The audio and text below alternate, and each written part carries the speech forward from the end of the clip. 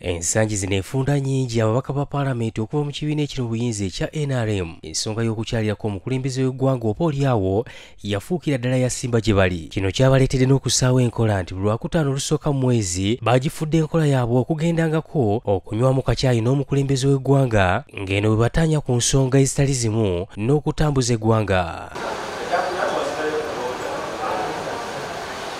Wetwogerera enkola eno etandise olunaku olwaleero era ng'okusinziira ku nnampala w'ekibiina kino Hamson Oboa bw'oteeka n'omwogezi wa Kabondo ak'ababaka bano mu Paalamenti Brandon Kintu bategeezezza nti olwaleero beesitudde okugenda okusalawo ku ebyo ebirina okuteekebwako essira mu mbalirira y'eggwanga eddako. Main subject matter in today's NRM Parliamentary Caucus is to discuss, consider and approve the budget priority areas for the financial year 2025-2026. Mujjukire bulungi nti nga NRM ekibiina kiri mu buyinza fo tuvunaanyizibwako embeera n'enkulaakulana y'abantu. So obuvunaanyizibwa bwaffe nti nga ne chairman abadde atalaga eggwanga lino abadde yetegeeza program n'okulaba nga program ya Parish Development Model ensimbi zikoze ye bwe tuba tezimala tusobola kuzongerako tutya.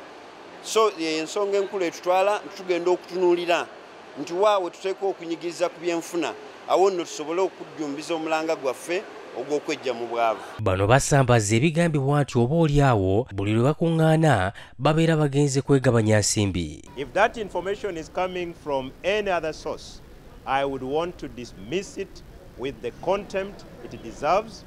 I would want to refer to it as a very frivolous accusation, a very vexatious accusation that must be treated with the contempt it deserves.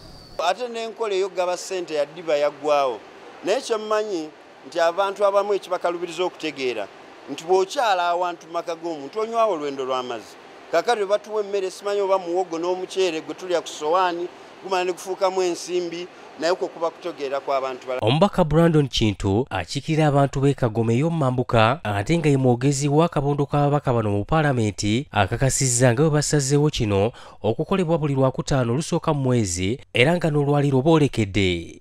Njagala okubategeeza Abannayuganda n'abantu mwenna nti nga ffe ababaka ba NRM twakkiriziganya nti buli Lwakutaano olunaasookanga mu mwezi tujja kusisinkananga twogere ku nsonga ezo ezikwata ku bantu. Ono bw'abuuziddwa ku bbago ly'ekkooti y'amagye eryawogerwako gye buvuddeko okomezebwawo okolwamu ennongoosereza nti wa we lituuse agamba nti Bannayuganda basaanidde okugumiikiriza. Ate muba mukola etteeka tebabikola ng'omuntu afumba bagiya nti ojja kugenda ku dduka ogule eŋŋaano kandi ogule buto okuma enku oteekemu emmere bagiya gye.